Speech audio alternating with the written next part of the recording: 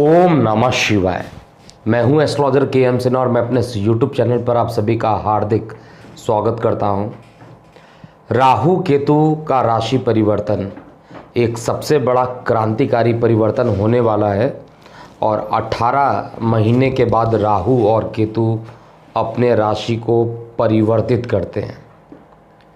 इस बार राहु का जो राशि परिवर्तन होगा वो 23 सितंबर को होगा और ये 11 अप्रैल 2022 तक अपना राशि परिवर्तन करेंगे, जहां पर राहु अपनी उच्च राशि वृषभ में उपस्थित रहेंगे और केतु की उपस्थिति वृश्चिक राशि में रहेगी। एक तरफ जहां पर शुक्र जो कि राहु का मित्र है, यानी राहु अपने मित्र राशि में उपस्थित रहेगा, जबकि जो मंगल है जो कि केतु के लिए एक शत्रु राशि मानी जाती है, तो केतु अपने शत्रु ग्रह के घर में रहने वाला है, जबकि राहु अपने मित्र के घर में रहेगा। इसके परिवर्तन के स्वरूप बहुत सारे आप देखिएगा, एक के बाद एक राजनीतिक उठापटक काफ़ी जगह पर आएगा। मेरा इशारा जो है उन प्रदेशों में है जहाँ पर अनस्टेबिलिटी देखने को मिल रही है। डायरेक्टली कहा जाए तो बॉम्बे के बारे में बात कर रहा हूँ। 23 सितंबर को इसका राशि परिवर्तन होगा और पहले ही प्रोडक्शन में मैं बता चुका हूँ 24 जुलाई ±2 मंथ, तो जुलाई के बाद अगस्त, अगस्त के बाद सितंबर, तो ये राहु केतु का भी राशि परिवर्तन होना है। और राहु केतु का राशि परिवर्तन जो होता है राजनीतिक उठापटक बहुत तेज़ी से लाएगा, चाहे वो राजस्थान की जो सक्रिय राजनीति अभी थोड़े दिनों के लिए कुछ स्टेबिलिटी सा दिख रही है उसमें हो, या वो किसी अन्य राज्यों में राजनीतिक उठापटक होने की तैयारी हो। साथ में कई राजनीतिक लोगों के स्वास्थ्य पर भी विशेष ये प्रभाव डालने वाला है, जिसमें प्रमुख रूप से कहा जाए तो भूतपूर्व प्रधानमंत्री जो हमारे देश के भूतपूर्व प्रधानमंत्री रह चुके हैं उनके लिए प्रॉब्लम, यानी डॉक्टर मनमोहन सिंह की मैं बात करूं, उनके लिए ये समय थोड़ा खतरनाक अकस्मात होने वाला है। और कुछ फिल्मी हस्तियों के लिए जैसे दिलीप कुमार हुए, और साथ में हालांकि मैं नहीं चाहता हूं किसी की तबीयत पर बहुत कुछ टिप्पणी किया जाए, लेकिन फिर भी जो मुझे दिखाई देता है मैं वो बोलता हूं और उसको मैं ज़रूर चेक करता हूं कि वो एक्चुअली हुआ या नहीं हुआ।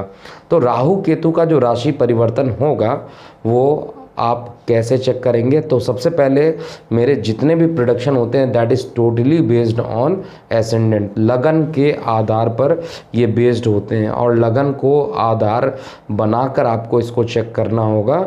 और लगन को अगर आपको नहीं पता है कि आपका लगन क्या है तो नीचे दिए गए लिंक में कुंडली एक्सपर्ट का आपको मोबाइल ऐप डाउनलोड करना, और उसमें आप जब अपने बर्थ डिटेल को डालिएगा, date of birth, time of birth, place of birth में, तो आपको आपका असेंडेंट बता देगा। या बहुत सारे और भी इस तरीके के ऐप आते हैं जहाँ पर आप डेट ऑफ बर्थ यानी बर्थ डिटेल आप डाल दीजिए और आपको आपके लगन के बारे में, आपकी राशि के बारे में, आपकी ग्रहों की दशा के बारे में एक जनरल आइडिया तो मिल जाता है। फिलहाल स्टार्ट करने वाले हैं राहु और केतु का राशि परिवर्तन।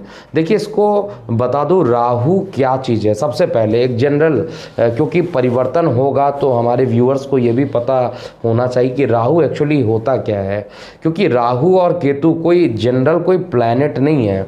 जैसे अगर हम बात करें कि न्यूटन का अगर हम फार्मूला यूज़ करते हैं F = m1 m2/r², तो m1 m2 क्या होता है? मास ऑफ ऑब्जेक्ट होता है। लेकिन राहु और केतु के केस में कहा जाए तो मास जो है दैट इज़ शैडो, और शैडो का कभी भी मास नहीं होता, ये छाया ग्रह है। लेकिन फिर भी कमाल की बात है कि राहु और केतु का प्रभाव बहुत ज़्यादा होता है, और ये आप ऐसे नहीं समझ पाइएगा।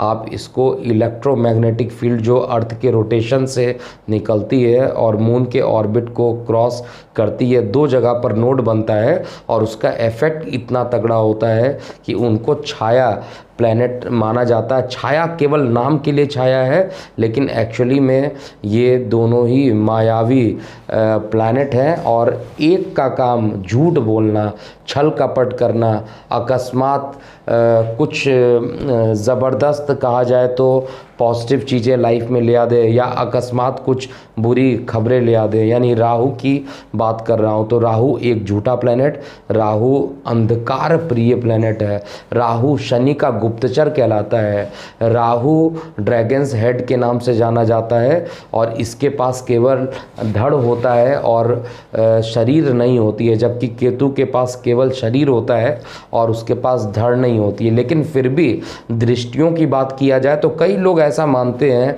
कि केतु की दृष्टि नहीं है, लेकिन जो लॉजिक होता है किसी भी ग्रहों की दृष्टि का, ऐसा ज़रूरी नहीं है कि उसके पास अगर आँख है तभी दृष्टि देखेगा। कभी कभी विदाउट आँख के भी लोग चेक कर लेते हैं कि कहाँ पर क्या पोजीशन है या नहीं है, ये आपको ऐसे समझ में नहीं आएगा। इसीलिए वेदों में, पुराणों में वर्णित है कि केतु की भी पंचम, सप्तम और नवम दृष्टि होती है, और राहु की भी पंचम, सप्तम और नवम दृष्टि होती है। तो केतु मोक्ष का कारक कहलाता है, मोक्ष का कारक है, और इसको आप मंगल के तरीके से ही क्रूर मान सकते हैं, लेकिन मंगल से इसकी क्या होती है, शत्रुता होती है।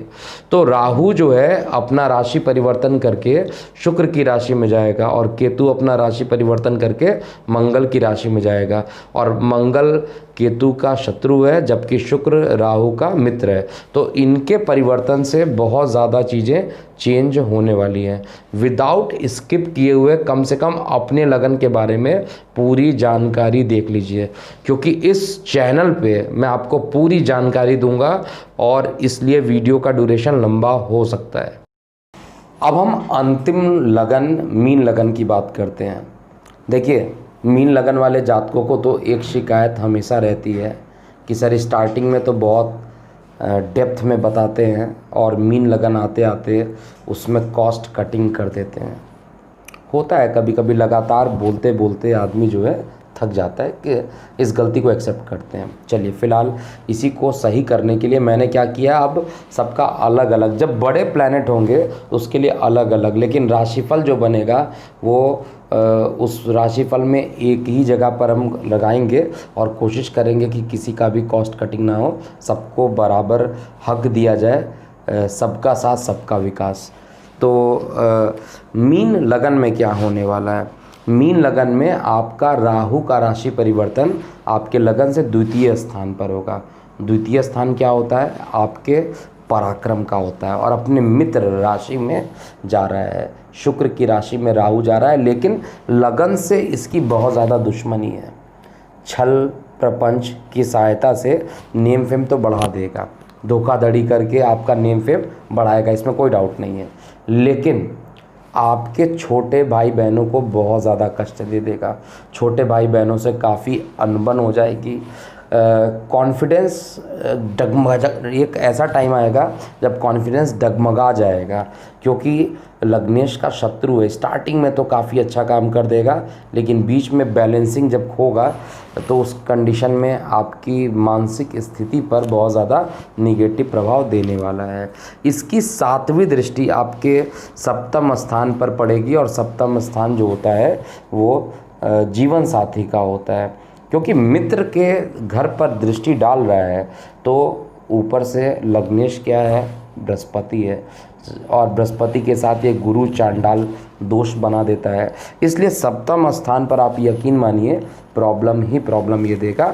सप्तम स्थान पर यानी जीवन साथी पर, पति पत्नी के संदर्भ में कहा जाए तो मीन लगन वाले जातकों के लिए ये राहु केतु का राशि परिवर्तन बहुत अच्छा नहीं दिख रहा है। लेकिन राहु क्योंकि अपने मित्र को देख रहा है, भले ही लगन का शत्रु है, तो कुछ ना कुछ छल करके, कपट करके, भ्रमित करके, जो भी वर्ड आप यूज़ कर लीजिए, आपके जीवन साथी से समझौता भी करा देगा और दैनिक रोजगार में अकस्मात एक बड़ा लाभ देगा।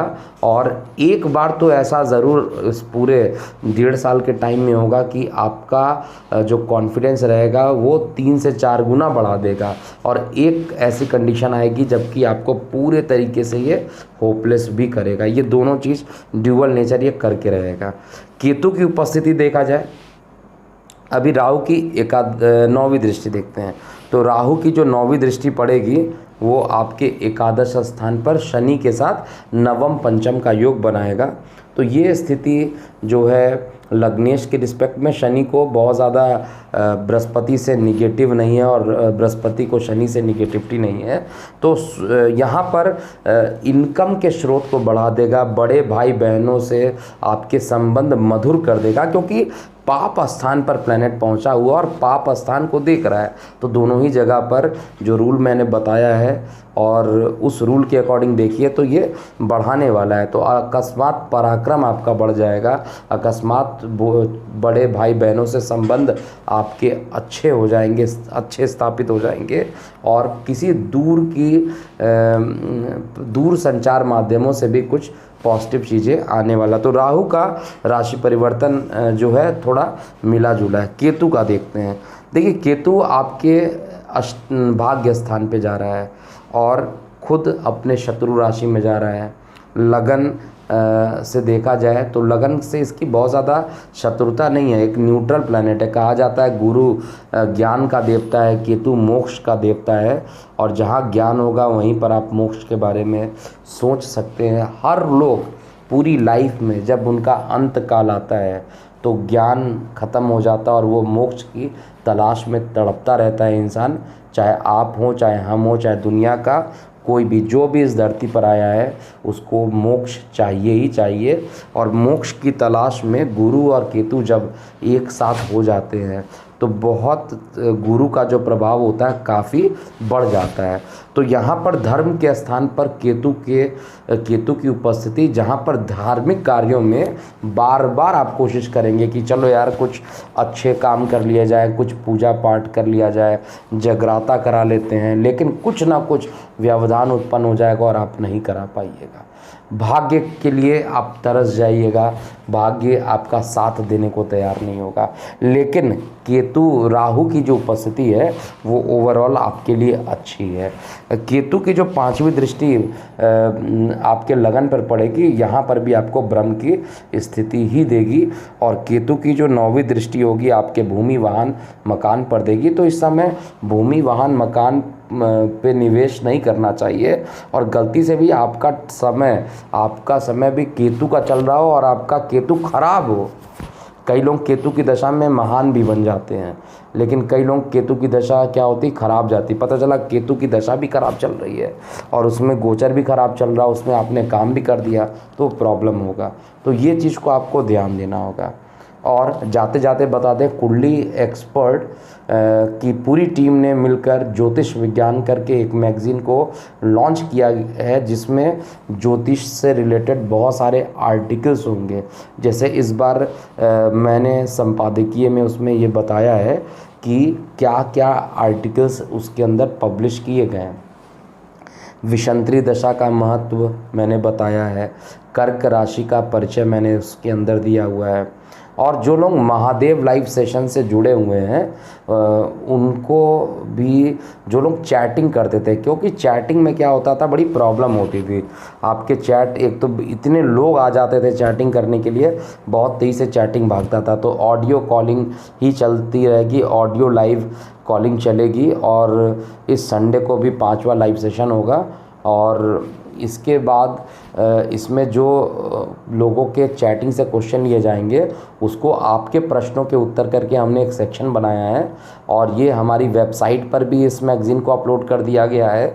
और दूसरा हमने इसको डिस्क्रिप्शन लिंक में भी कर दिया है। एक छोटा सा प्रयास है, ज़रूर उत्साहित ज़रूर कीजिएगा, क्योंकि मेरा सपना है कि एक दिन इसको एक घर, मतलब जहाँ तक लोगों ने इस विद्या को बदनाम करने की कोशिश की थी कि गलत तरीके से इसको प्रस्तुत किया जा रहा था। मेरा एक छोटा सा प्रयास है।